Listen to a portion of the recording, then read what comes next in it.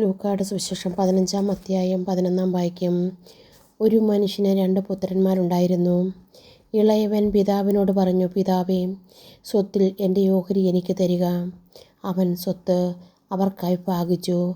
ഏറെ താമസിക്കാതെ ഇളയ മകൻ എല്ലാം ശേഖരിച്ചുകൊണ്ട് ദൂരദേശത്തേക്ക് പോയി അവിടെ ധൂർത്തനായി ജീവിച്ച് സ്വത്ത് നശിപ്പിച്ചു കളഞ്ഞു.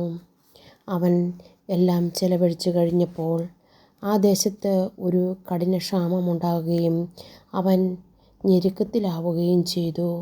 അവൻ ആ ദേശത്തെ ഒരു പൗരൻ്റെ അടുത്ത് അഭയം തേടി. അയാൾ അവനെ പന്നികളെ മേയ്ക്കുവാൻ വയലിലേക്ക് അയച്ചു. പന്നി തിന്നിരുന്ന തവിടെങ്കിലും കൊണ്ട് വയറു നിറയ്ക്കുവാൻ അവൻ ആശിച്ചു. പക്ഷേ ആരും അവന് കൊടുത്തില്ല. അപ്പോൾ അവന് സുബോധമുണ്ടായി. അവൻ പറഞ്ഞു, എൻ്റെ പിതാവിൻ്റെ എത്രയോ ദാസന്മാർ സുഭിക്ഷിതനായി ഭക്ഷണം കഴിക്കുന്നു, ഞാനോ ഇവിടെ വിശന്ന് മരിക്കുന്നു. ഞാൻ എഴുന്നേറ്റ് എൻ്റെ പിതാവിൻ്റെ അടുത്തേക്ക് പോകും. ഞാൻ അവനോട് പറയും, പിതാവേ, സ്വർഗത്തിനെതിരായും നിൻ്റെ മുമ്പിലും ഞാൻ പാപം ചെയ്തു.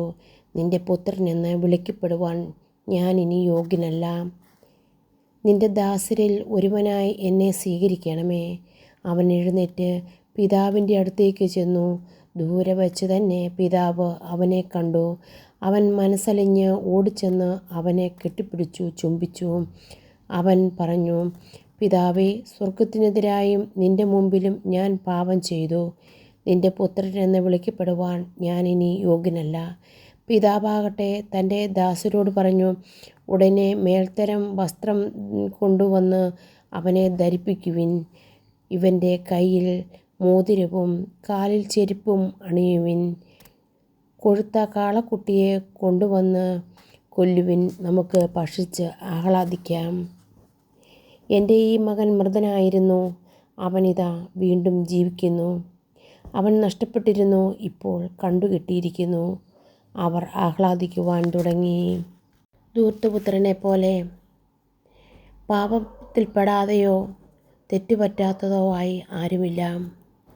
അപ്പോൾ നമ്മൾ ദൈവത്തോട്, പിതാവേ, എനിക്ക് തെറ്റുപറ്റിയിരിക്കുന്നു, തെറ്റുപറ്റിപ്പോയി, എന്നോട് ക്ഷമിക്കണേ എന്ന് ചെയ്തുപോയ പാപങ്ങളെക്കുറിച്ച് പശ്ചാത്തപിച്ച് ദൈവത്തിനു അഭയം പ്രാപിക്കുവാനും ദൈവസന്നിധിയിൽ തിരിച്ചു വരുവാനും ദൈവകൽപ്പനയനുസരിച്ച് ജീവിക്കുവാനും കൃപ തോന്നാനും പാപബോധം തോന്നുവാനും നമുക്ക് ദൈവത്തോട് പ്രാർത്ഥിക്കാം.